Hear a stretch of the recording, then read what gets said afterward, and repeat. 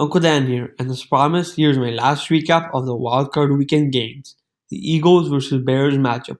With perhaps the most interesting ending of any of these wildcard games, let's get to it.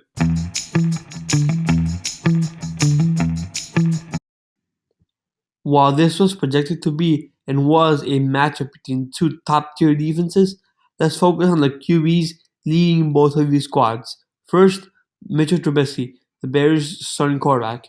After an up-and-down rookie season, the Bears hired Matt Nagy to be their new head coach, which benefited Trubisky immensely. All his per-game stats improved, except his interception rate, which slightly dipped. Though Trubisky is still not the most important component of this team, surrounded by a great defense and a good coaching staff, he made enough plays to earn the Bears the 3 seed. On the other hand, we have quarterback Nick Foles. For the second year in a row, he began the year as a backup, having to step in after Carson Wentz's second straight season-ending injury. After his incredible playoff run last year, having won Super Bowl MVP, Foles, along with head coach Doug Peterson, will be looking to repeat as NFL champions once again, this time entering the playoffs as a 6th seed. Once again, similar to past games this weekend, we had a fairly quiet first quarter. After the Eagles scored a field goal in their opening drive, not much else happened, with 3 straight punts to finish the first 15 minutes of play. Both defenses so far were delivering as promised, a low-scoring affair. In the second quarter, Nick Foles was uncharacteristic in throwing 2 interceptions. While these weren't entirely his fault, mistakes like these are usually deciding factors in the outcome of a game this tight. But alas, the Bears couldn't capitalize on such mistakes, just getting 3 points combined in the drives after Eagles turnovers. Combine this with the Bears field goal to end the half, and the Bears were up at halftime 6-3.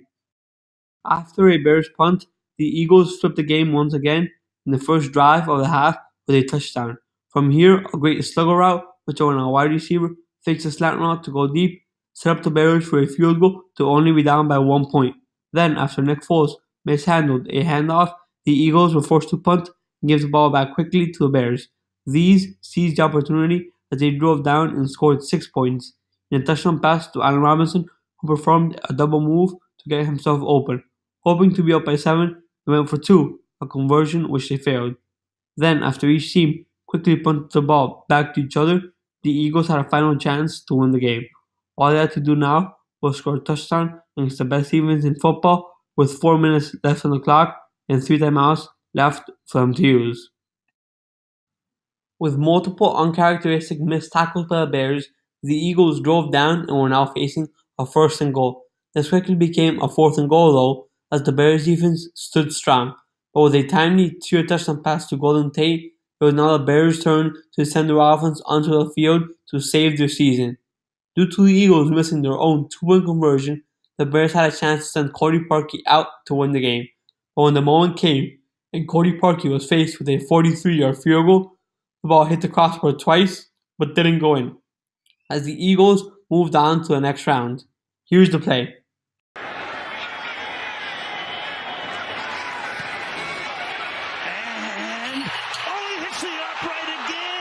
That's impossible. Now on to my key takeaways.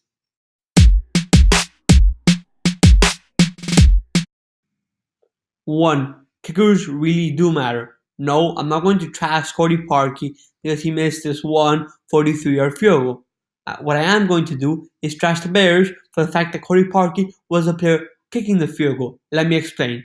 Due to the construct of their team, the Bears had to know they would be playing in low-scoring affairs where every point matters, especially field goals.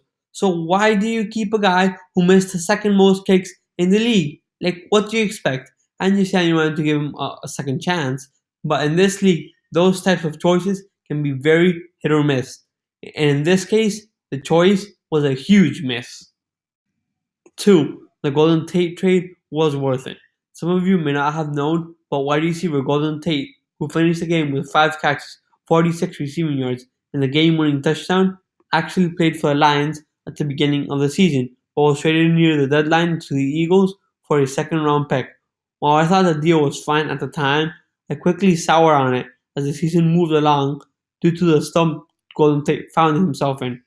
Though, just that catch alone, no matter his other contributions throughout this game, was worth a second round pick.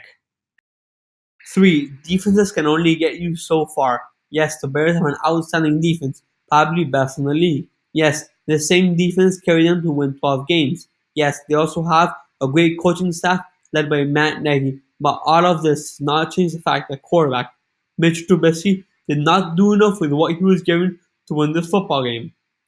Oh, but Nick Foles threw like 2 interceptions, so he was worse than Mitchell Trubisky, you might say. To that I respond, how many throws did Trubisky not make? A lot more than 2. How many mistakes did he make that cut drives short? A lot more than 2, once again. And adding on to this, what did the Bears even do with the 2 turnovers from Nick Foles? Get 3 points? Which leads me to my next point. 4. The Bears didn't take advantage of opportunities. Now, I'm not going to act like the Eagles played a flawless game, but the Bears' offense was given amazing field position twice, one of an interception and the other time coming after the Eagles punted from their own end zone. From these 2 chances, the Bears put 3 points on scoreboard. Missed opportunities. Bears only scored a touchdown on one of their 4 trips to the end zone. Missed opportunities. I could go on, but you see the trend. Missed opportunities everywhere for the Bears. 5. And now this may seem silly, but after seeing this so many times, I'm actually starting to believe in it. Nick Foles magic. I don't know what he does. I don't know how he does it, and it doesn't always look pretty, but these 2 postseasons, this one and last year's, Nick Foles has found a way to just keep winning. Even if it takes a missed field goal, hitting the crossbar twice, Nick Foles has kept winning.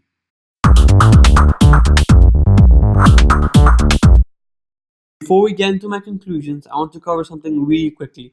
The notion that a team can deserve to win a game, even if they, lose the game. This is completely ridiculous.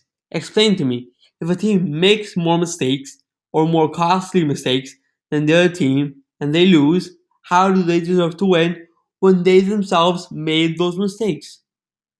Oh, but Uncle Dan, I'm talking about when my team loses a game due to a bad call by a bad referee, you might say. Well, let me explain to you something. 40-year-old know-it-all on Twitter. Who the hell put themselves to be at the mercy of a bad call losing the game? Your team. The only truth in this entire argument is for parts of the team, not the entire team.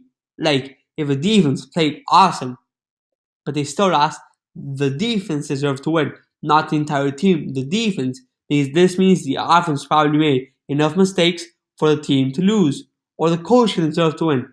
Maybe he called a great game plan, but his players play like shit. Then he deserves to win. But can I really expect any reasonable person to believe that a team deserves to win even if they lost?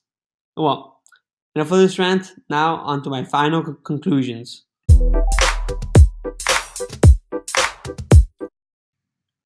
The Bears enter the offseason with little to no significant free agents. This allows them to keep their strong core around for at least one more season.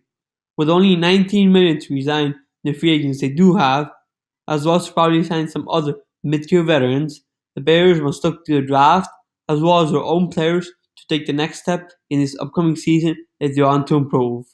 But only time will tell.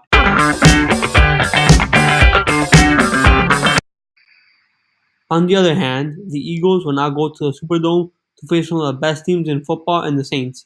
Regarding this matchup, I don't know how much the Eagles can really do, as the Saints are just simply better. Combine this with the fact that they'll be playing an away game, and I see the Eagles' chances in the Divisional Round as fairly minuscule. Thanks for watching the video. If you enjoyed it, then like, comment down below, and subscribe to my channel. Also, if you haven't already, check out the rest of my videos from my NFL Playoffs 2018 series.